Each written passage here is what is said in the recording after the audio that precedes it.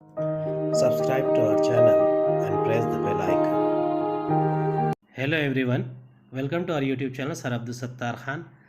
संतवाणी नाथ अक्षर भारती मराठी अक्षर भारती संत कृपा झाली संत बहिणाबाई 1668 ते 1700 वारकरी संप्रदायातील संत कवयित्री संत तुकाराम यांच्या शिष्या ओव्या श्लोक आरत्या इत्यादी रचना प्रसिद्ध संत तुकाराम यांच्या काव्यरचनेचा आणि व्यक्तिमत्वाचा बहिणाबाई यांच्या काव्यरचनेवर प्रभाव जाणवतो. भक्तिभावनेची उत्कट आविष्कार हा त्यांच्या अभंग रचनेचा विशेष.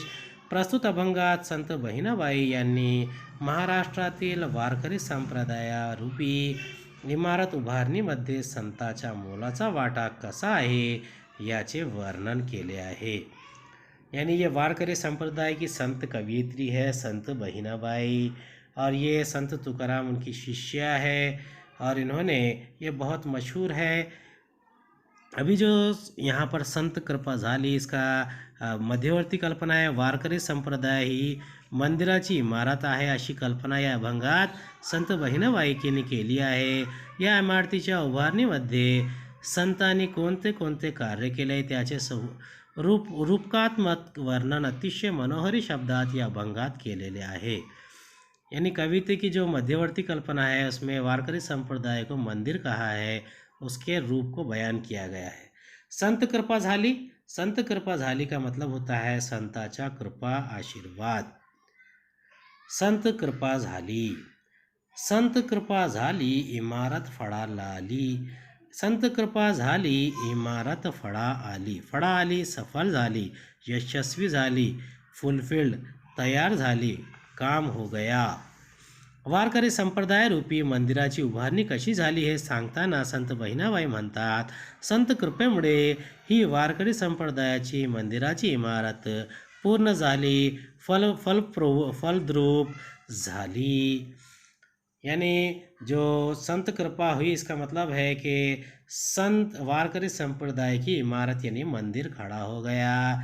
ज्ञान देवे रचिला पाया उभारिले देवालया. ज्ञान देवे रचिला पाया उभारिले देवालया. पाया म्हणजे मूळ दगड, फाउंडेशन स्टोन. उभारिले उभे केले, एरेक्टेड. देवालय म्हणजे मंदिर, देऊळ. तयाचा यानी त्याचा, उसका. इमारत वारकरी संप्रदाय रूपी देऊळ ज्ञानदेव संत ज्ञानेश्वर माऊली. संत ज्ञानेश्वरांनी या मंदिराचा पाया रचिला म्हणते म्हणे, म्हणजे वारकरी पंथाची स्थापना केली आणि हे वारकरी संप्रदायाचे देऊळ उभे केले. यानी संत ज्ञानेश्वर ने वारकरी संप्रदाय को खड़ा किया था, यानी उन्होंने इसका फाउंडेशन रखा, इसकी इमारत का पाया रखा. नाम तयाचा किंकर तेने रचिले ते आवर. नामा त्याचा किंकर. नामा त्याचा आवर म्हणजे गाभरणा, प्रांगणा. तेने त्याने यानी बाहेम. किंकर म्हणजे भिंतीचा दगड. त्याचा यानी इमारत का उसका. संत नामदेव या मंदिराचे भिंतीचे दगड झाले. त्यांच्या संत कार्यामुळे देवालयाचा गाभार रचला गेला. अब यहाँ पर तीसरे संत नामदेव महाराज का जिक्र होता है, और उन्होंने जो मंदिर के दगड़ है यानी उसके पत्थर है उसे लगाया, यानी वारकरी संप्रदाय को बढ़ाया, और उनके संत कार्य से वारकरी संप्रदाय फला फूला. जनार्दन एकनाथ खांब दिधला भागवत. जनार्दन एकनाथ खांब दिधला भागवत. जनार्दन म्हणजे कोण? जनार्दन अब नामा दो जो था सबसे पहले ज्ञानदेव संत ज्ञानेश्वर, नामा संत नामदेव महाराज.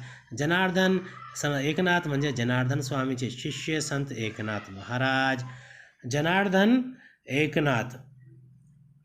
जनार्दन स्वामीचे शिष्य संत एकनाथ यांनी या मंदिराला भागवत रूपी भागवत ग्रंथ के तरह भक्कम खांब दिला. त्यांनी या मंदिराचा डोलारा पेल्ला. यानी संत एकनाथ ने जो जनार्दन स्वामी के शिष्य है उन्होंने इस वारकरी संप्रदाय को एक भागवत रूप दिया, उसे बहुत मजबूत किया. तुका झाला से कळस भजन करा सावकाश. तुका झालाशे कळस. तुका म्हणजे संत तुकाराम, सावकाश म्हणजे हळूहळू, संथ गतीने, लिजरली, आरामी से, काम से. तुका म्हणजे संत तुकाराम महाराज. संत तुकाराम महाराजने काय केला? संत तुकारामने तर या देवाळाला कळस चढवला. त्याचा अर्थ म्हणजे उत्तुंग त्याचे कार्य केले. मंदिरात आता विठ्ठलाचे भजन सावकाश म्हणा असं म्हणतात. या मंदिराची पूजा करा. यानी संत तुकाराम ने इस देउड़ को ऊपर कलश लगाया और उसकी रचना की. ऐसा इस संत कवि बहिणाबाई इसमें कहती है. बहिणी म्हणे फडकती ध्वजा, निरूपणा केले बोजा. बहिणी म्हणते फडकती ध्वजा, निरूपणा केले बोजा. ध्वजा म्हणजे झेंडे, निशाण, पताका. निरूपण प्रवचन करणे, निवेदन करणे, कीर्तन करणे.